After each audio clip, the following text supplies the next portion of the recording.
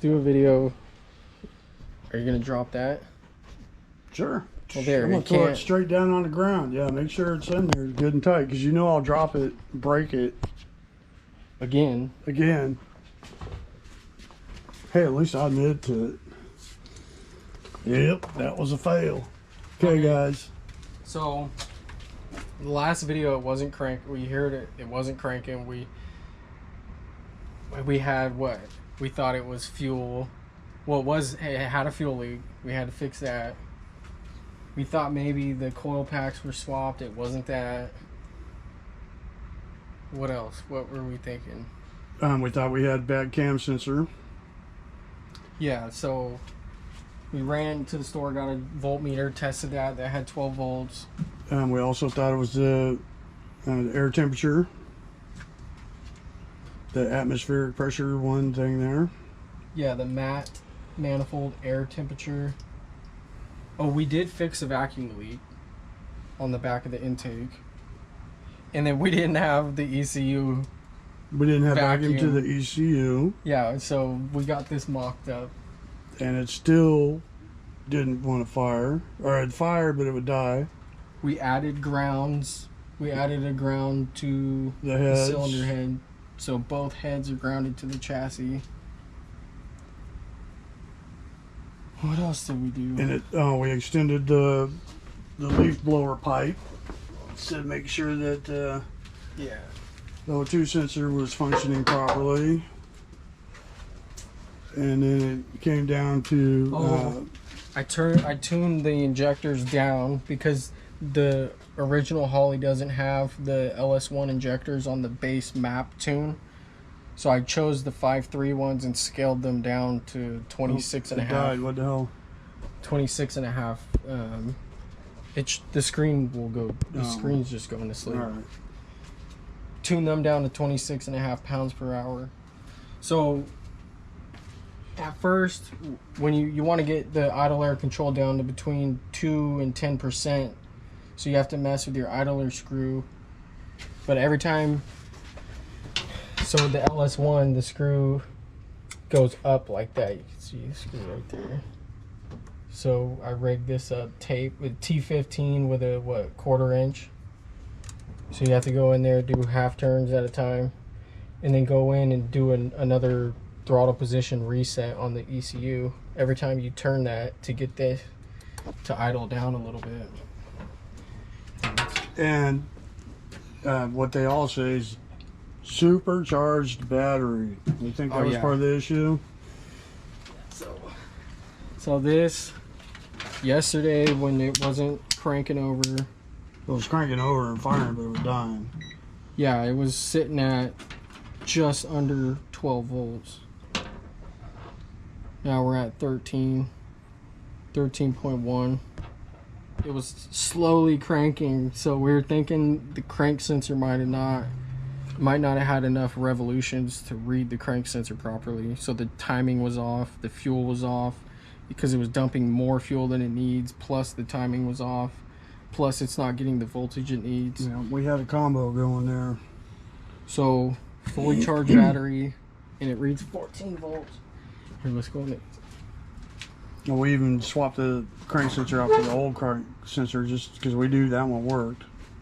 So every time you mess with that throttle, the idler speed, the idle screw, you have to go to Wizard and TPS auto set. Make sure ignition is on, engine not started, so we're good. Press it down twice, just so it learns the new distance that it needs. TPS auto set. So we'll cycle the ignition. You probably don't have to cycle the ignition, I don't but hear the fuel pump. Well, because I just shut it off. Oh. Cycle the ignition, like turn it off for a few seconds and turn it back on. So we're still in the learning phase, so we're gonna run a log every time we crank it over. So I'm going to vitals in our gauges just so I could read the idle air control, voltage, and the coolant tip. So Right now it's reading 13 static volts.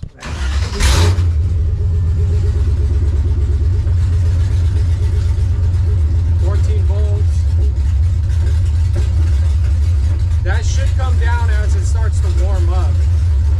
But you see it's learning.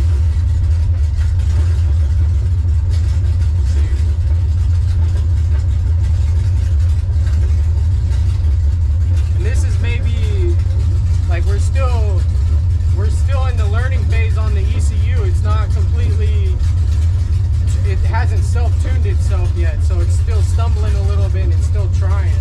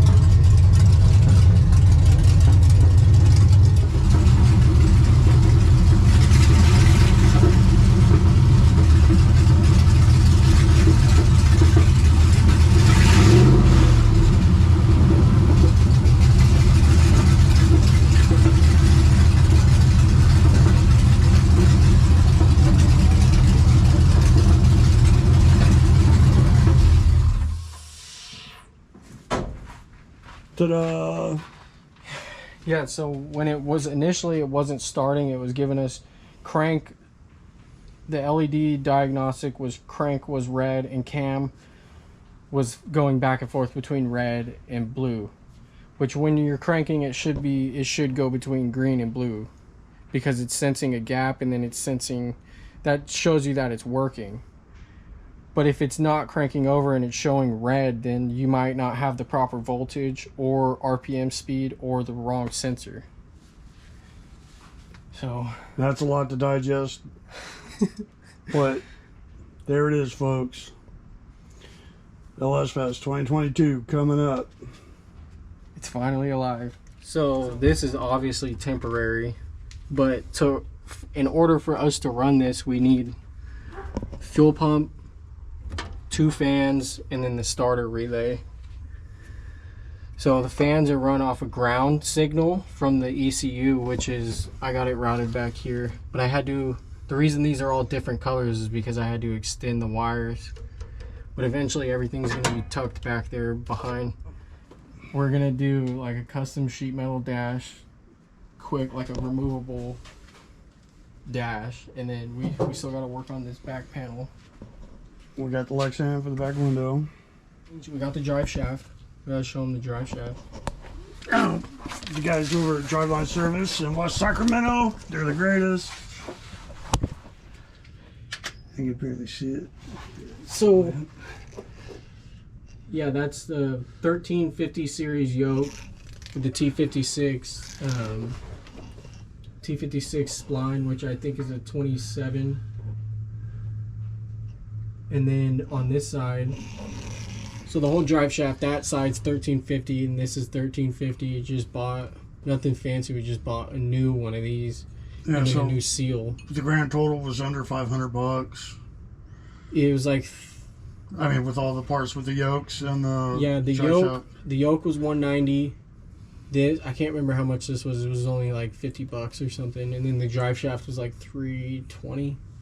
Okay, so it was just over $500, under $600, huh? Yeah, and then New seal. when we put this seal on, there was a lot of play in here, and we had to torque this down to get this, because when you spun the wheels, this was like it was like chattering. Yeah, he didn't run the bolt tight enough. Yeah, because I put it back to what it was when we took the old one off, and the old one must have been loose.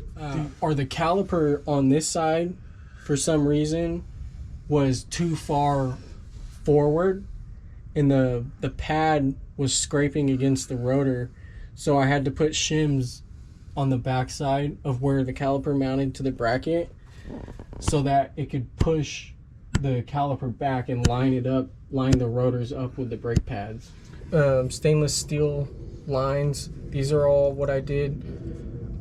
Is you have to figure out what this thread is. I think it's 7/32 or something really small, but you need to get that fitting to convert to -3 for the brake line, and then on this side you need the right banjo type fitting. I think it's like a 1/2 inch or something like that on that side to convert to stainless steel braided brake lines. And our redneck spacers for the shock. Yeah, that tab was welded in. Yeah, the kit comes with this thing. I'm pretty sure it was this part comes with the tab and this locking thing, part of the kit in there. But the whole setup, I think we're under, since we didn't have to buy the calipers and the rotor, or I bought the rotors, they were like $80, but we already had the calipers and the backing plate. And then what you have to do is you have to swap the parking brake, you have to swap sides. So this was normally the driver's side, but I swapped it around because the parking brake in the Camaro, for some reason, the parking brake cable comes from the back, like loops around and back and pulls the cable this way. This is a Corvette style filter, which everybody uses for the LS swaps because they're easier, but you'll see a lot of people will run this into the engine bay, which makes no sense because you have to run a return line just as long as your feed line all the way up to the engine bay. So if you mount this as close to the fuel tank as possible, you have 2 short leads and then 1 feed line all the way up to the engine. We'll see. Depends on what we're doing on this. Going to the truck show. All right, so I'm going to the truck show. This is the next day. We left the battery sitting overnight, plugged in. We're gonna see if there's a drain on it. If there's a drain, or how it acts on a cold start too. So yeah, it's not 100 degrees out here yet. Give it a minute. Yeah.